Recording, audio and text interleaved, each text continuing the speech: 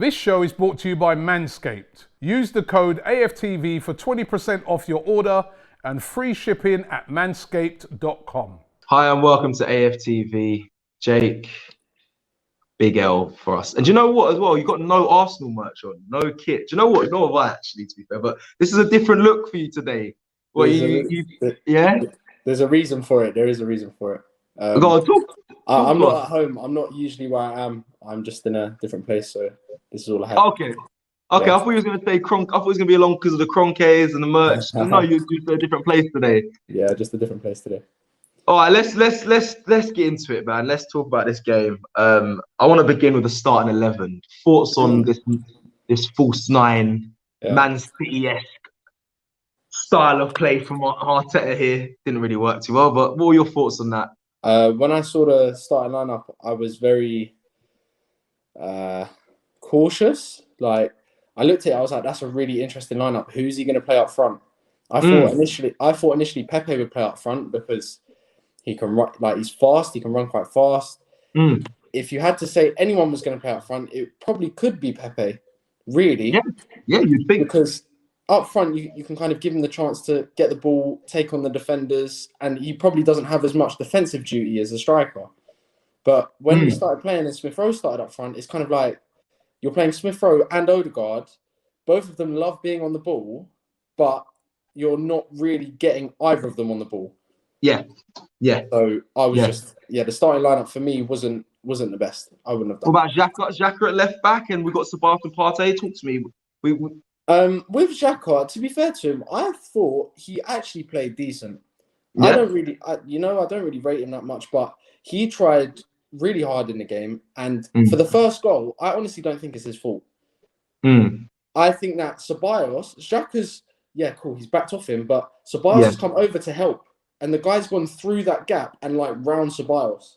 Yeah. So if you were to blame anyone, it would be Ceballos for that. And then putting Ceballos in midfield, I don't think there's anything wrong with that for the starting. Okay, cool. I'm going to quickly move on to the Arteta thing. I don't know where's your stance at the moment on Arteta. On him? Yeah. On him, I don't. My opinion hasn't changed. My opinion won't change until there's really worrying signs. But I don't feel he's done enough to warrant Arteta out or anything like that. That's not what I think about. Okay. Were you? Because I was intrigued at halftime that he didn't make any substitutions. Were you not surprised by that, or do you think he should have made substitutions a bit earlier? Right. So this is where the argument can come, or people can start having that argument. In the first half, we were horrendous. Like from minute 1, you could see who was going to win that game. That's it. Now, whether that's down to Arteta or down to the players, again, the blame is always shared, in my opinion, because it's a mixture of both. The manager or the coach sets up the team and decides the tactics. The players then have to go out and implement those tactics. If those tactics are wrong and not good for the game, it's the manager's job to change that. Yeah, I'm with you. If the tactics are right and the players aren't executing the tactics, it's down to the players. So it is a mixture. The first half, we were not pressing at all. We were just letting them have the ball. It was like watching a typical like Spanish team play. They were playing two-touch, moving the ball nice and quick, and we weren't doing anything to hassle them at all. So then at half-time, I thought, he's going to slap on Martinelli. He might bring on Aubameyang, a little bit more energy, press them a bit higher. But you're right, nothing changed. So then that's a negative look on Arteta.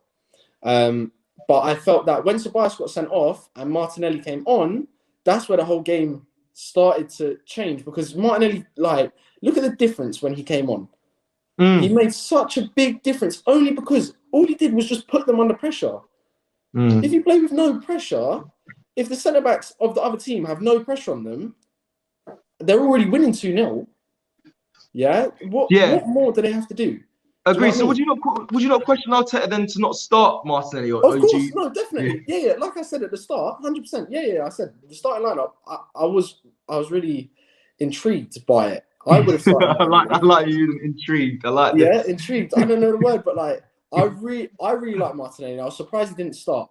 It's fine to start the players that he started, but I felt that he should have had a striker. Like Martinelli should have been up front, or Aubameyang should have been up front. Nketiah should have been up front. I would have preferred Nketiah up front to Smith Rowe. because in my opinion, it's a waste of Smith Rowe. I'm with you. Listen, I hear that. I hear that. I'm the Arteta thing on that. It's just I just feel for such a big game.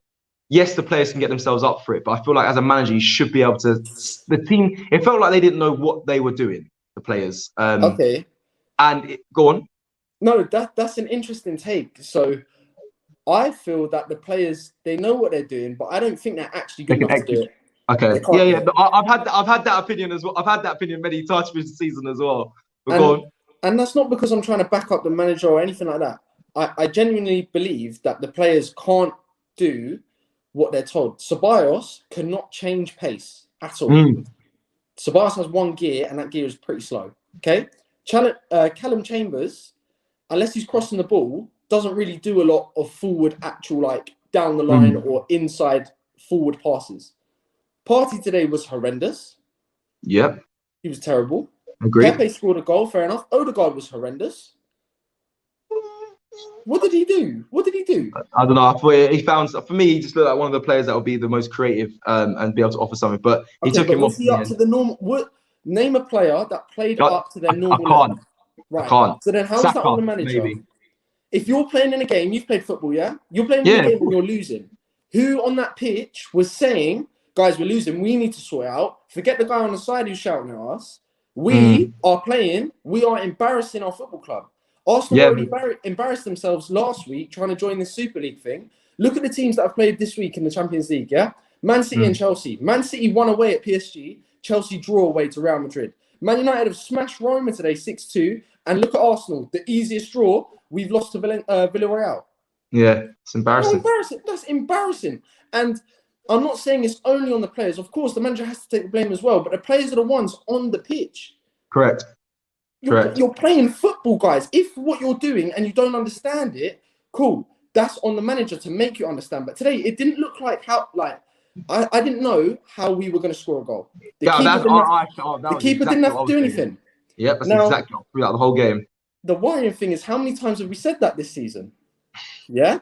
Then what do you think it comes down to? The manager or is it the players? Is the manager asking something of the players that the players are actually not good enough to do?